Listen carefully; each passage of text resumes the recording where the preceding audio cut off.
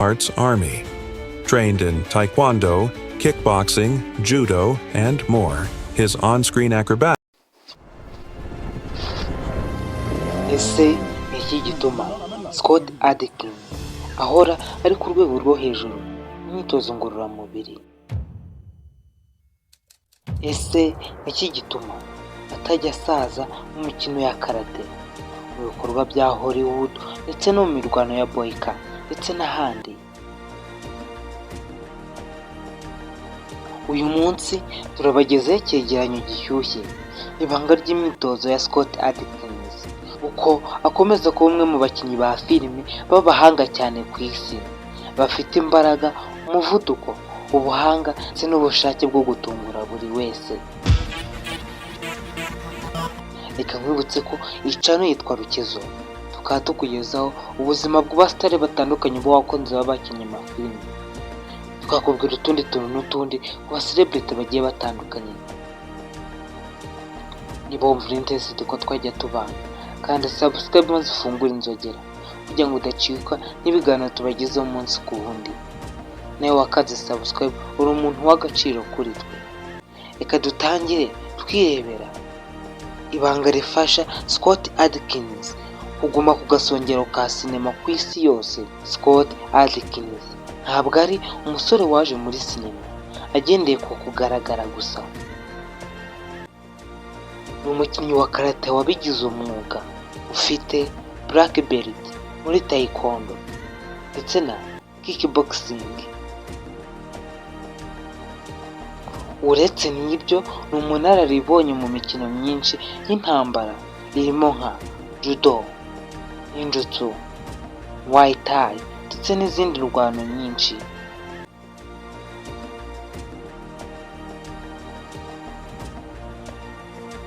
Scott Adkins akora imyitozo inshuro zigera kuri 6 cyangwa 7 mu cyumweru.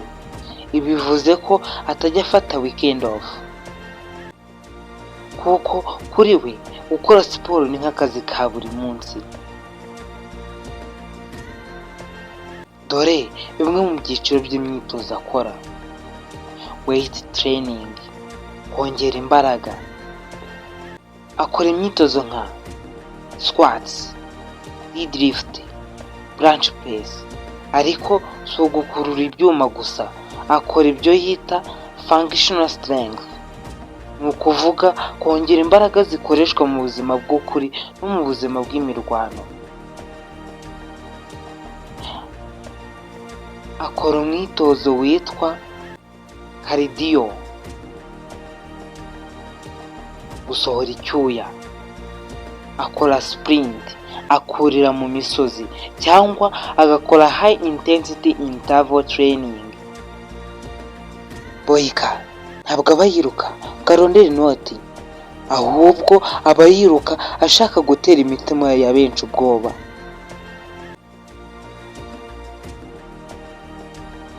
Akora undi mwitozo witwa flexibility and agility, kugorora umubiri n'umuvuduko we. Akora yoga na stretching ya buri munsi kugira ngo atume umubiri we uguma woroshye kandi ugira ubwisanzure. Akora martial arts training, imyitozo y'intambara. Buri cyumweru aba ari mu ishyirahamwe ry'imyitozo ya karate, taekwondo cyangwa muay thai. Scott avuga ko kwihangana, gukunda no kumva intego yawe aricyo gituma abantu bazamuka. Imbaraga z'umubiri zizana impinduka, ariko imbaraga z'ubwonko nizo zizana ibitangaza. Niyo mpamvu atajya apfusha ubusa umunsi n'umwe. Buri kanya aba afite gahunda y'imyitozo, ifunguro rigendana n'imyitozo yakoze ndetse n'igihe cyo kuruhuka.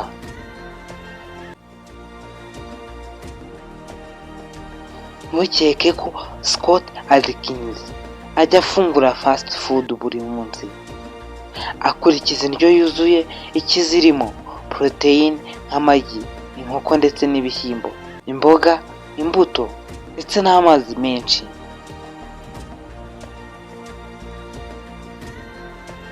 akenshi afungura inshuro 5 ku munsi, atari uguhaga ahubwo ni ugutanga intungamubiri umubiri ukeneye mu rugendo rwe rwa buri munsi rw'imyitozo. Scott Adkins atwigisha gukomeza gukora ibyo ukunda, kubikora uko bikwiye no kugira gahunda, ari byo bituma ugera kure. Niba uri umunyeshuri, umukozi cyangwa uri mu rugendo rwo kwita ku buzima bwawe, ibi bintu wabyigira kuri Scott Adkins. Icya mbere, fata imyitozo nk'ishuri. Rya neza nk'ushaka kuba imyaka 100. Tekereza nk'ushaka gutsinda urugamba. Ikindi, ntucike intege, kuko nta filimi nziza iba idafite induru. Wakoze kunkurikira. Reba iki kiganiro kigushimishije, kanda like, ukande subscribe kugira ngo uko dushyize ikiganiro kitazagucika. Hamagara Gustave niko nitwa. Ciao ciao, hasta la vista.